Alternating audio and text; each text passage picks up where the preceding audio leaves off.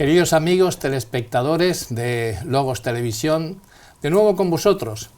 Y seguimos estudiando, pues, diferentes libros de las Sagradas Escrituras.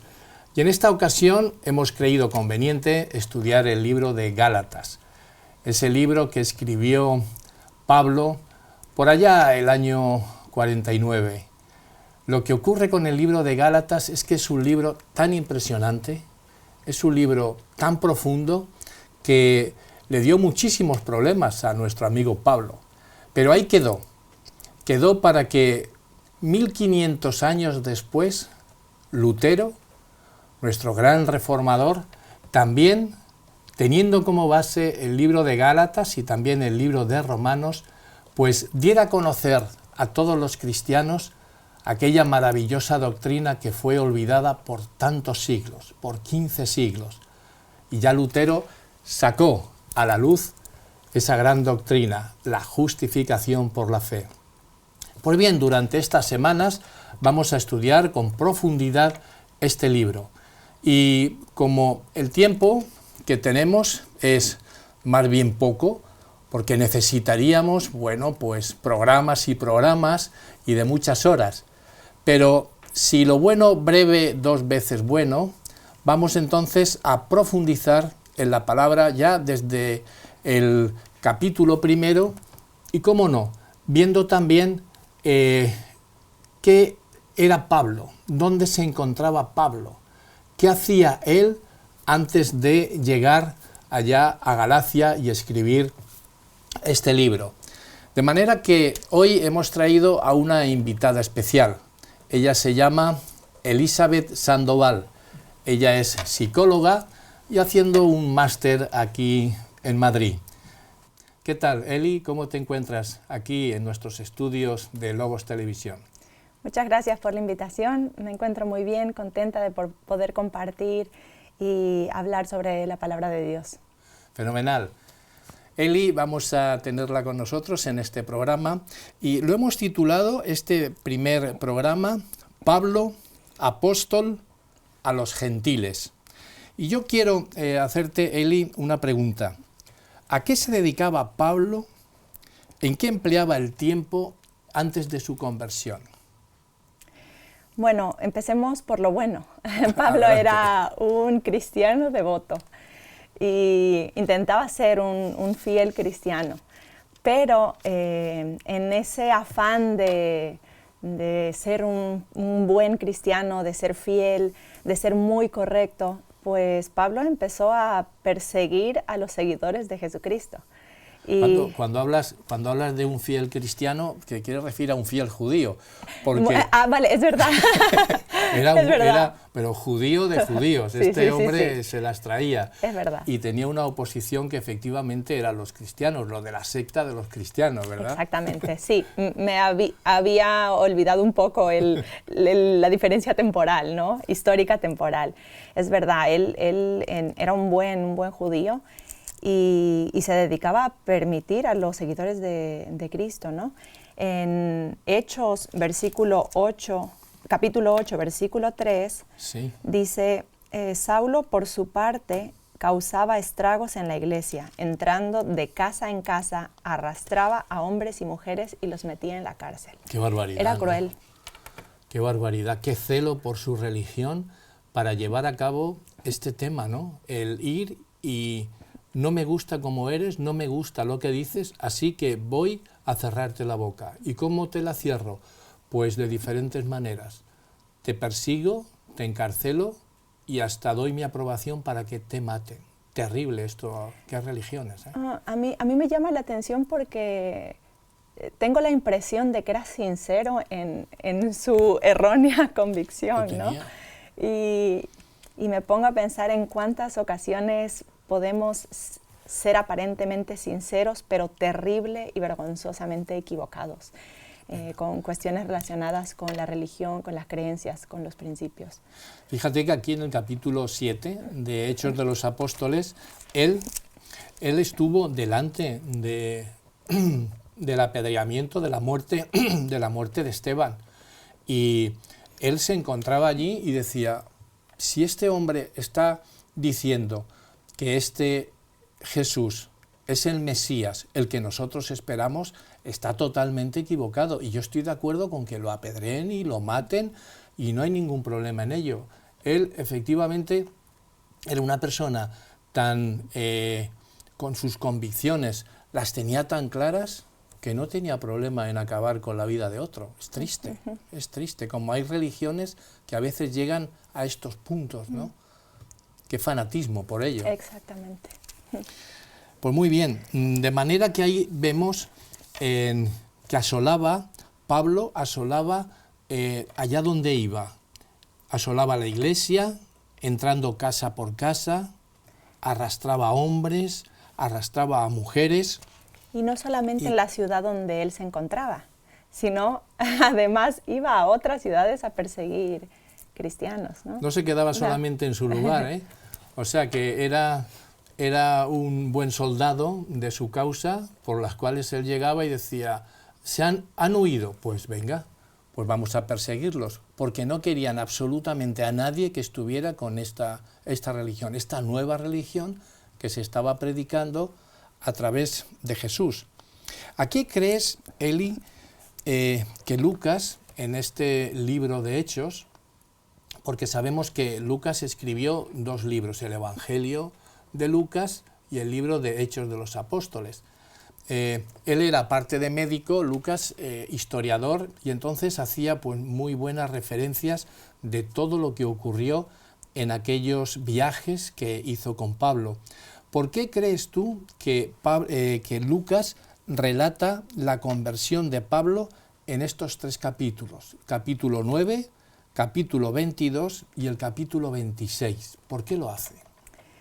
A mí me parece muy interesante, ¿no? Porque se repite la historia y que en el capítulo 9 lo cuenta. En el capítulo 22 cuenta cómo Pablo da testimonio al dirigirse a la multitud, ¿no? Y trata de explicarles el cambio que se ha producido en ellos a través del testimonio de lo que le pasó. Y en el capítulo 26, por segunda vez, se explica cómo Pablo intenta dar testimonio, en este caso al rey Agripa. Y yo cuando escuchaba este testimonio de Pablo, ¿no? Una persona que perseguía, mataba a los cristianos, y que ahora predicaba el mensaje de Cristo y de la esperanza que representa, él tenía de alguna manera, pienso yo, que justificar este cambio tan radical, este milagro que es la conversión. Yo recuerdo qué es lo que pasa con las personas que bajan de peso, ¿no? Se muestra una foto del antes y del después. Algunos ni así no se la creen, dicen que esas fotos es imposible. No son verdad, ¿no?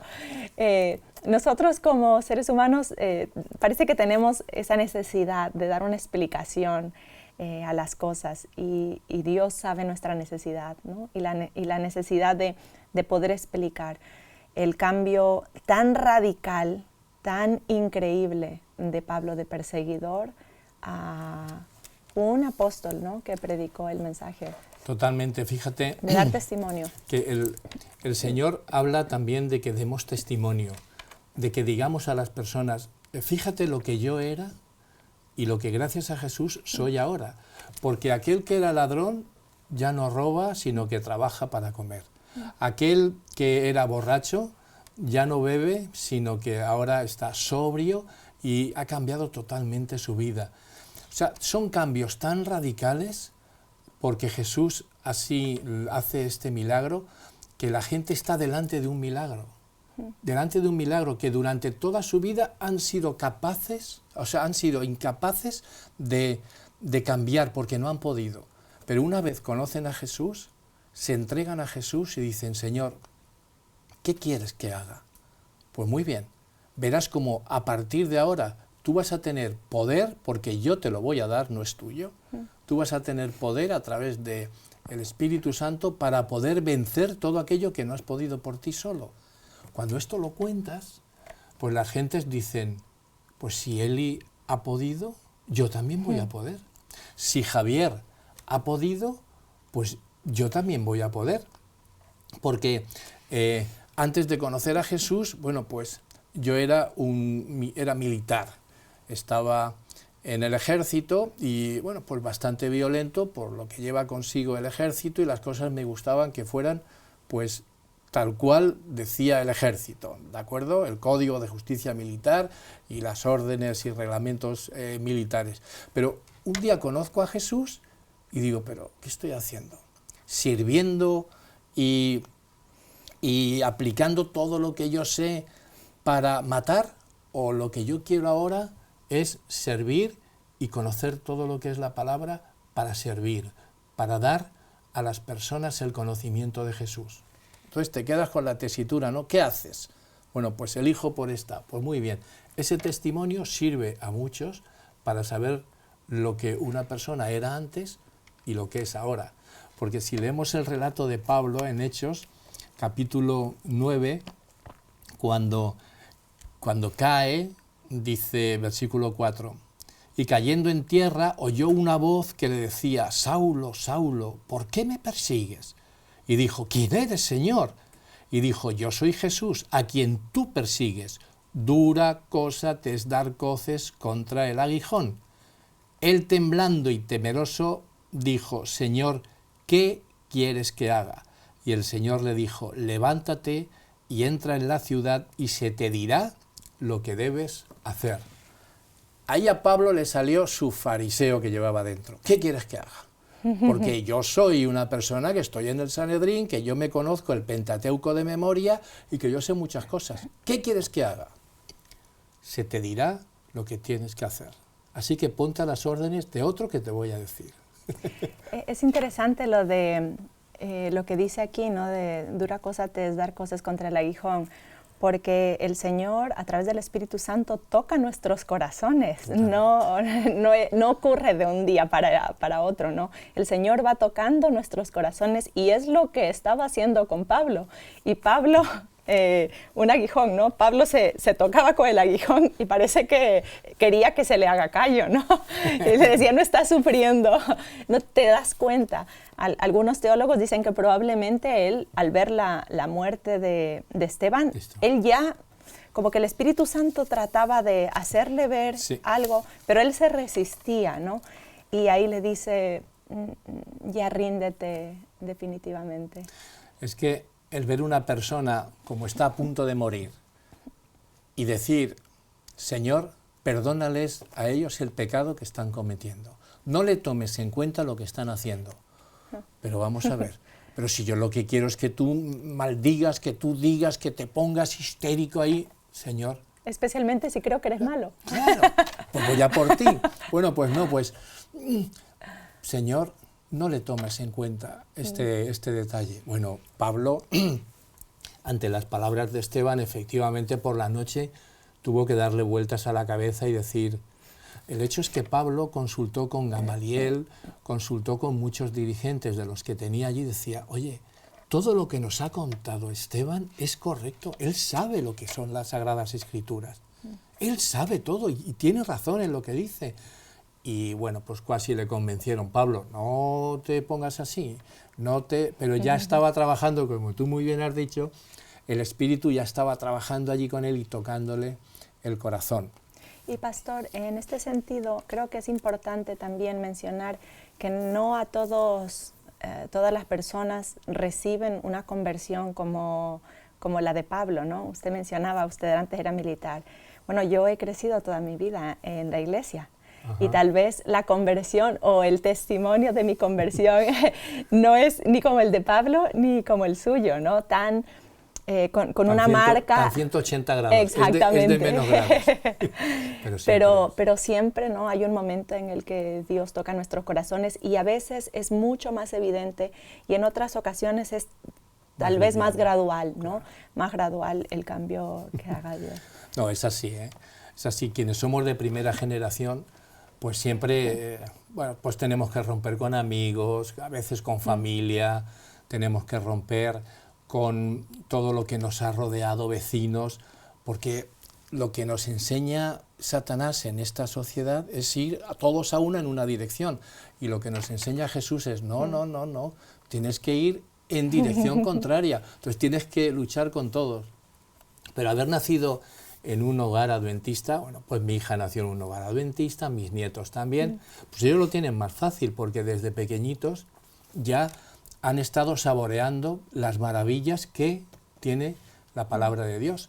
Pero a mí mi esposa y yo tuvimos que cortar con todo lo que había, con todo. En casa ya, bueno, pues se llevan normas de educación, se llevan normas de salud, y esas cosas ya las vais ganando. De todas maneras, siempre hay un momento en que incluso nosotros, los que hemos crecido en un hogar cristiano, llegamos a tener nuestro encuentro con Jesús, porque una cosa es lo que los padres nos transmiten, pero otra es mi encuentro personal con Jesús. Claro, lo que dice, ¿no?, la palabra, Eli, en Proverbios es: instruye al niño en su camino, y aunque sea viejo, no se apartará de él. Esa instrucción es la instrucción que podemos dar los padres. Pero la conversión, el encuentro con Jesús, eso es para todos. Para todos, seamos de primera, de segunda, de tercera generación. Nuestros chicos tienen que decirle a Jesús: Jesús, yo quiero. Porque nosotros tenemos, como mariposas, pues tenemos gusanitos. Nos gustaría tener también mariposas, pero no. Las mariposas que hemos hecho nuestra transformación, nos hemos metamorfoseado, éramos gusanos y ahora hemos sido mariposas, tenemos gusanitos, y a esos gusanitos hay que cuidarlos, y esos gusanitos hay que educarlos, pero esos gusanitos necesitan metamorfosearse, necesitan ser transformados también. Me gustaría hacerlo a mí, pero dice el Señor: déjame, que esto es cosa mía. Amén.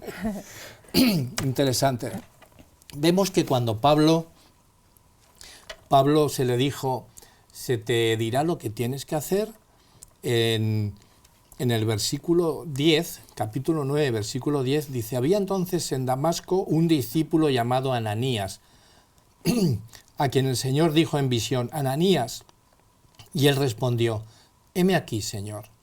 Y el Señor le dijo: levántate y ve a la calle que se llama Recta, y busca en casa de Judas a uno llamado Saulo de Tarso, porque mira, está orando.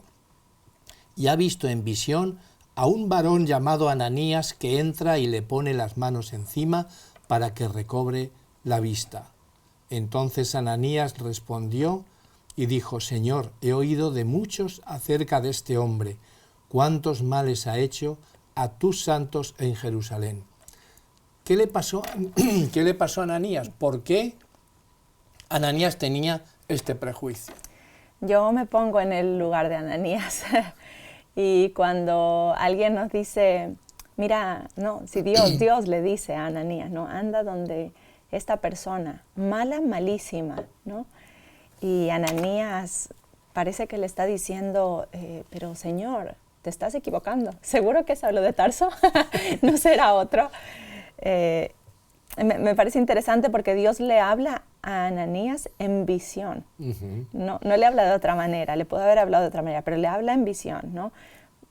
Muy, muy claramente. Y aún así Ananías, un profeta del Señor que estaba acostumbrado a recibir mensajes, visiones, mensajes, duda del mensaje del Señor en ese momento, ¿no?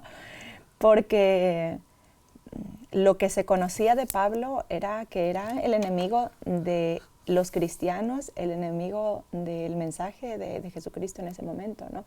Y duda y le expresa sus dudas al Señor. Totalmente, totalmente así. Fíjate que hablando con un pastor que tenemos allá en Sudamérica, creo que vive él se llama Alberto Treyer. Y Alberto Treyer pues viaja por muchos lugares, y entonces nos comentaba que estando en China, estando en Beirut, en Pekín, estando allí, le comentaron que el dirigente mayor de los Hare Krishnas se convirtió al adventismo, leyendo el libro El conflicto de los siglos. Y él, cuando vio aquello, dijo: wow, esto, y tuvo muchísimos problemas. Claro, una conversión de este tipo, a todos los demás que están allí, están diciendo, pero no puede ser, pero si es nuestro director en jefe, si es nuestro presidente, ¿cómo es posible que él se haya convertido? Todos sus súbditos, todos aquellos que tenían de Hare Krishnas allí, pues ya le decían, con este no tenemos nada que hacer. Pero nuestros propios hermanos allí en Pekín, pues también dudaban de que este hombre se hubiera convertido cuando había sido jefe y había sido el líder de los Hare Krishnas. Es interesante lo que pasa con estas conversiones que son, bueno, pues tan trágicas, ¿no? Que se pasan de un sitio a otro. Y así le ocurrió a Pablo y así a muchísima gente. Quiero hacer también hincapié, Eli, en este versículo que siempre me ha llamado la atención, el versículo 11. Y el Señor le dijo, levántate y ve a la calle que se llama Recta, y busca en casa de Judas a uno llamado Saulo de Tarso. ¿El Señor sabe dónde vives? ¿El Señor sabe con quién estás? ¿El Señor sabe el número de tu casa y la ciudad donde estás? Por supuesto. El Señor lo sabe todo, ¿no? Y qué bonito, ¿no? Cómo le da el detalle preciso. Tal vez él no fue consciente de todos los detalles que estaba dándole. Cuando Lucas, Lucas es un periodista fenomenal, le cuentan esto o él lo ve, seguramente se lo contaron, dijo, ¿y cómo? ¿Y te dijo la calle donde estabas? Sí. ¿Y te dijo con quién estabas, que había allí uno? Sí. ¿Y te dijo que entraras allí? Y además le dijo, mira, y está orando. Está orando. Dios nos ve. Dios nos ve siempre. Y ese detalle, mis queridos telespectadores, quiero hacéroslo llegar a vosotros. En todo momento el Señor está a tu lado y te ve. Por eso cuando dice, cuando ores, entra en tu aposento y en un lugar a puerta cerrada, ora a tu Padre que está en lo secreto y que te ve, y Él te ve. Y a través de las Sagradas Escrituras encontramos estos textos que son estas joyas que cuando estás haciendo algo que no es correcto, que sepas que Él te está viendo y que si te arrepientes, luego Él te va a perdonar. De manera que estos mensajes la verdad es que nos hacen reflexionar sobre todo lo que el Señor tiene para nosotros. Muy bien, llega a Antioquía, y Antioquía es una ciudad pues bastante interesante, porque allí se les nombra por primera vez con nombre a los cristianos, y se le llama así, ¿no? Cristianos. Pero ¿cuáles son las razones por las que Antioquía es nombrada en el libro de Hechos? Bueno, pues Antioquía era una de las 3 ciudades más importantes, una ciudad comercial, cosmopolita, una ciudad en la que habían emigrado los judíos, los griegos, y que había muchos gentiles. Y debemos recordar que una de las comisiones que se le dio a Pablo, que Dios le dio, era predicar a los gentiles. Antioquía era, creo, el lugar perfecto, estratégico, para poder diseminar el mensaje del Evangelio de Jesucristo a todo el mundo. Me parece muy interesante, ¿no? Una ciudad, podríamos decir la España de Europa, ¿no? Porque sabemos que los vuelos de Europa a América y al resto del mundo pasan por España. Totalmente. Y en ese sentido, Barajas, ¿no? En ese sentido, Antioquía tenía también, en el sentido religioso, evangelístico, unas características muy especiales. Donde había toda clase de gentes. En el capítulo 13 de Hechos, versículo 1, si lo puedes leer, mira a ver qué es lo que dice. 13:1. Dice, en la iglesia de Antioquía eran profetas y maestros Bernabé, Simeón, apodado el Negro, Lucio de Cirene, Manaén, que se había criado con Herodes el tetrarca, y Saulo. Bueno, pues ahí vemos que efectivamente pues había gente, como tú muy bien has comentado, pues de muchas culturas, de muchos lugares, y yo quiero traerlo, ¿no?, a nuestra época, siglo XXI. ¿De dónde eres, Eli? Yo soy de Ecuador. Ecuador. Cuando hacemos aquí en las iglesias, hacemos la fiesta de las banderas o la fiesta de las naciones, bueno, pues llegan a juntarse ahí en el púlpito, llegan a juntarse en el estrado hasta 23 nacionalidades diferentes. Imagínate, tanta cultura, tantas personas de diferentes lugares conviviendo en un solo sitio, en un solo lugar. Por ahí tampoco esto no es muy... en otros lugares esto no es muy frecuente, pero en nuestra iglesia es frecuente. ¿Por qué? Porque Jesús nos lo enseñó. Y dijo, mirad, vais a ir al cielo todos los que creáis en mí. Y como veis, hay una gran multitud de diferentes culturas, diferente piel, pero todos somos cristianos. Todos tenemos a Jesús en nuestro corazón. Somos unánimes, de un mismo sentir, de un mismo amor, y quiero que os entrenéis en esta tierra antes de que vayáis al cielo. ¿Y cómo vemos a veces en la iglesia esta interculturalidad que hay? ¿Tú cómo la ves? Porque vienes de fuera y nosotros estamos viviendo aquí en España y vemos, ¿no?, como rumanos, ucranianos, rusos, ecuatorianos, colombianos, vemos tantísima gente, tantísimos hermanos, que nos llena de gozo. ¿Cómo lo veis vosotros aquí en España? Bueno, es muy interesante. Para mí personalmente es enriquecedor poder conocer otras culturas. Yo creo que esto que está pasando aquí en España está pasando en todos lados. La globalización nos ha llegado a todos.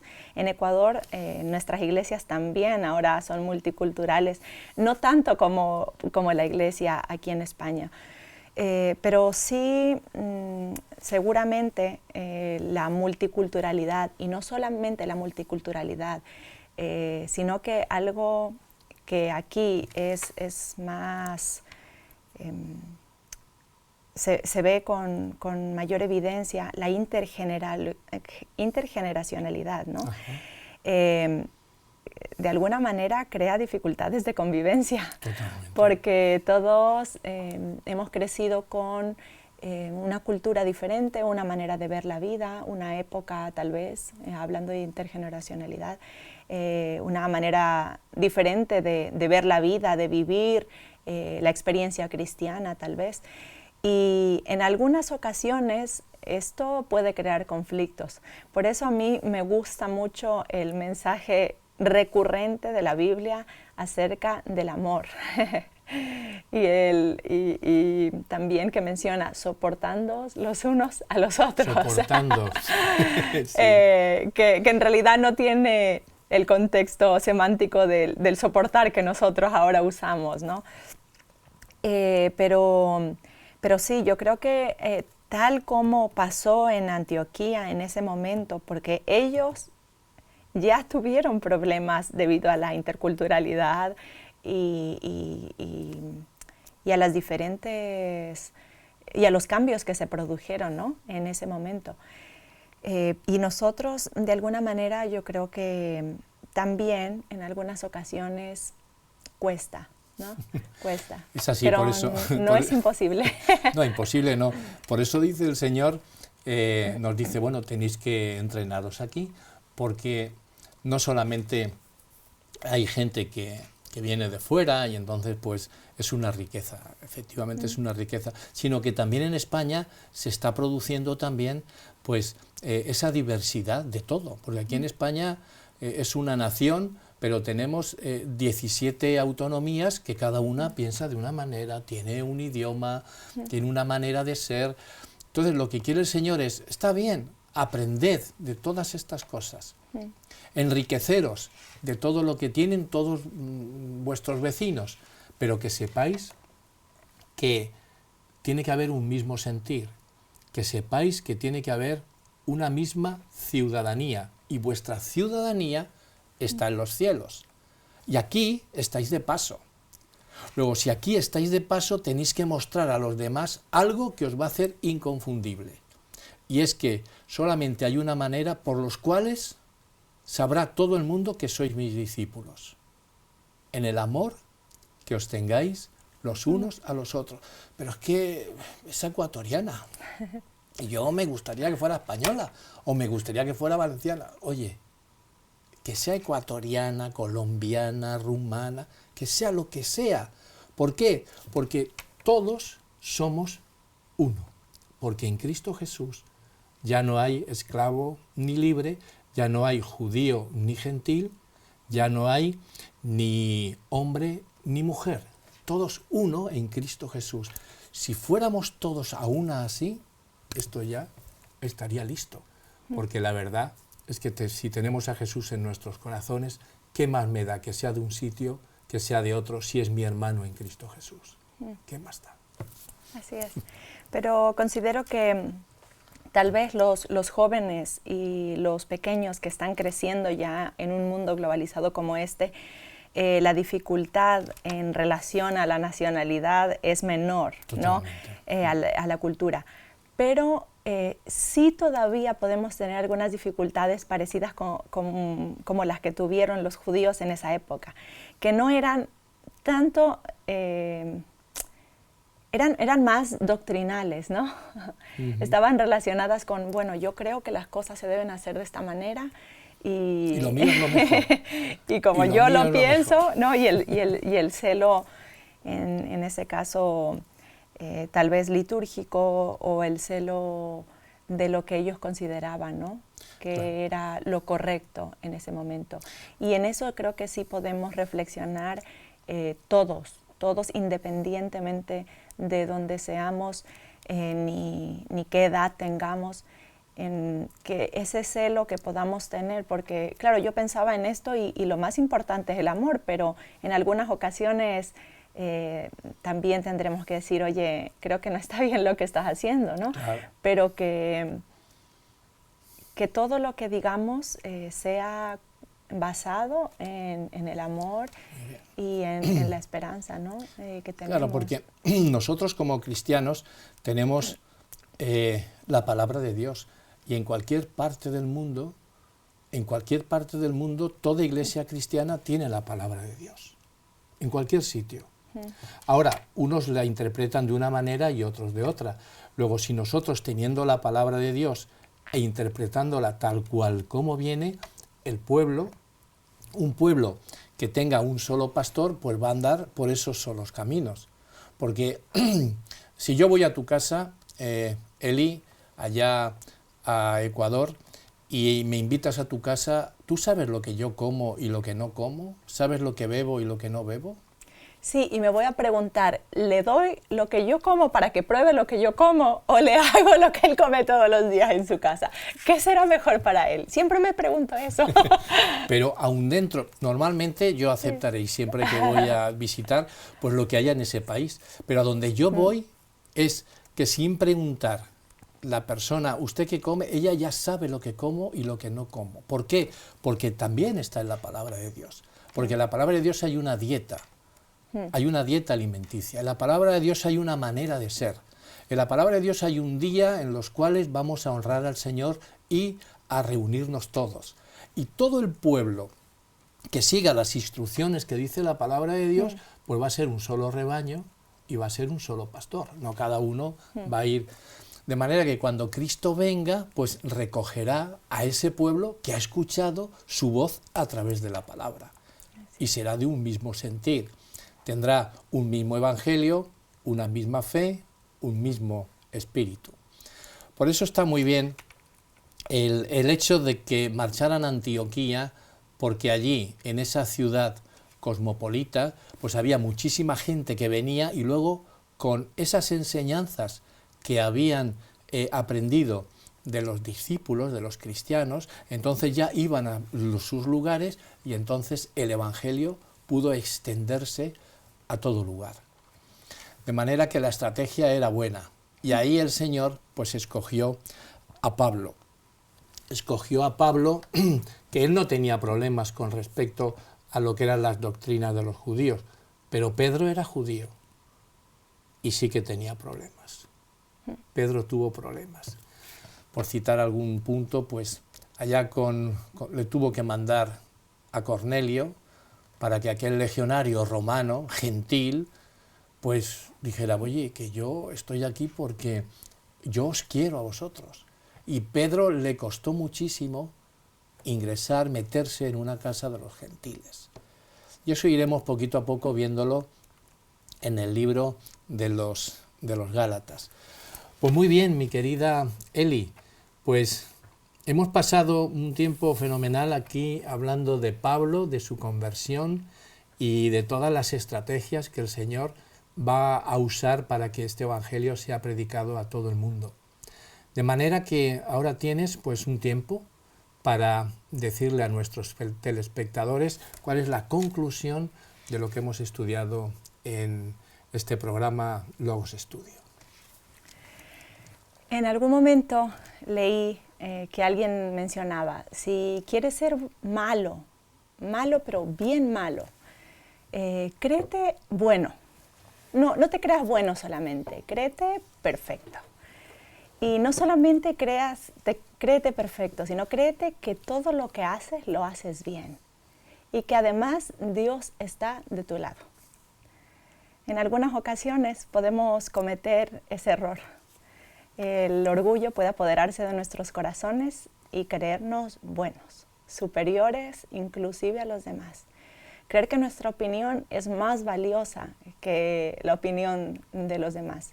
Y cuando pasa eso, nuestros ojos se cierran, nuestra mente se cierra y no podemos ver, no podemos comprender lo que los demás también tienen que aportar.